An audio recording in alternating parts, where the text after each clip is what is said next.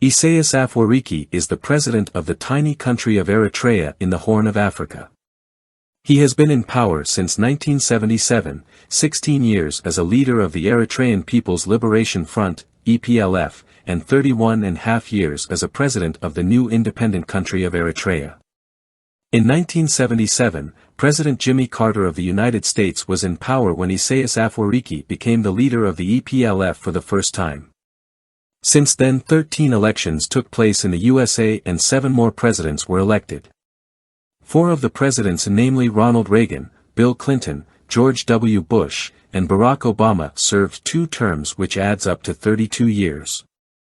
The other 4 presidents served 4 years each, which adds up to 16 years. In the past 47.5 years, while Isaias Afwerki was in power in Eritrea, there was 13 elections and 8 presidents in the United States of America.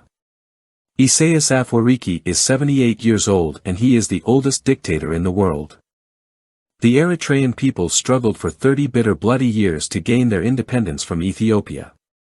Eritreans wanted to be independent because Ethiopia was governed by monarchs and communist dictators, but the Eritreans aspired for free and democratic government. In 1993 a referendum was carried out and over 90% of the Eritrean people voted for independence.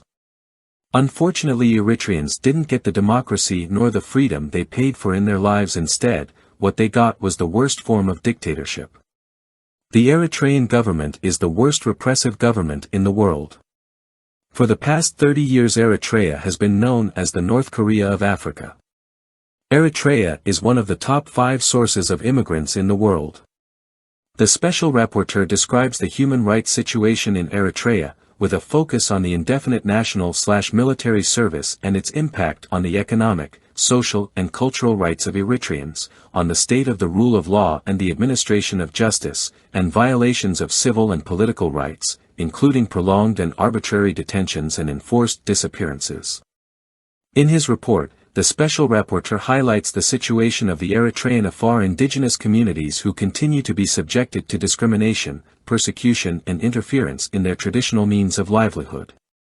He also outlines persisting challenges in the protection of Eritrean refugees and asylum seekers in the region and beyond. The Eritrean government is also committing crimes in Tigray, the northern state of Ethiopia.